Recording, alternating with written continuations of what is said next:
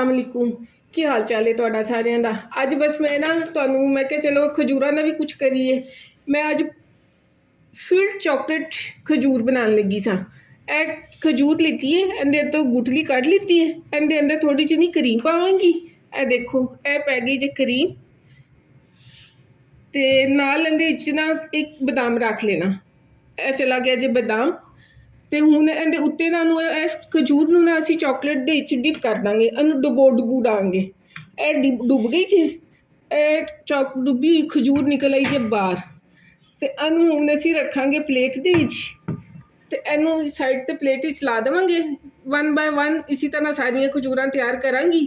Chocolate ਖੁਸ਼ਕ ਹੋ ਜਾਏਗੀ ਤੇ ਇੱਕ ਵਿੱਚ ਮੈਂ ਬਦਾਮ ਪਾਇਆ ਜੇ, ਤੇ ਦੂਸਰੀ ਖਜੂਰ ਕੱਟ ਕੇ ਉਹਦੀ ਗੁਠਲੀ ਕੱਢ ਕੇ ਤੇ ਉਹਦੇ ਵਿੱਚ ਮੈਂ ਪਾਵਾਂਗੀ ਕਾਜੂ।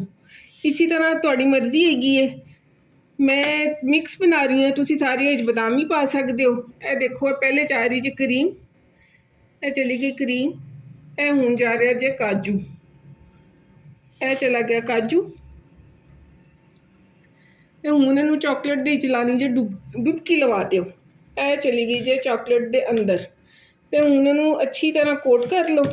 ਇसी तरह ਸਾਰੀਆਂ ਤਿਆਰ ਕਰਾਂਗੇ ਤੇ ਫਾਈਨਲ ਅਸੀਂ ਸਾਰੀਆਂ ਤਿਆਰ ਕਰਕੇ ਤੁਹਾਨੂੰ ਦਿਖਾਉਂਦੇ ਹਾਂ। ਇਹ ਦੇਖੋ ਜੀ ਸਾਡੀਆਂ ਖਜੂਰਾਂ ਹੋ ਗਈਆਂ ਜੀ ਤਿਆਰ। ਕੁਛ ਤੇ ਮੈਂ ਚਾਕਲੇਟ ਕੋਟ ਕਰ ਦਿੱਤੀ ਹੈ ਤੇ ਕੁਛ ਖਜੂਰਾਂ ਮੈਂ ਵੈਸੇ ਹੀ ਸਾਦੀਆਂ ਰੱਖੀਆਂ, ਉੱਤੇ ਚਾਕਲੇਟ ਨਹੀਂ ਲਾਈ। ਮੈਂ ਕਿਹਾ ਜਿਹਨੇ ਚਾਕਲੇਟ ਨਹੀਂ ਖਾਣੀ ਹੈਗੀ ਉਹ ਇਸੇ ਤਰ੍ਹਾਂ ਖਜੂਰ ਖਾ ਲਵੇ।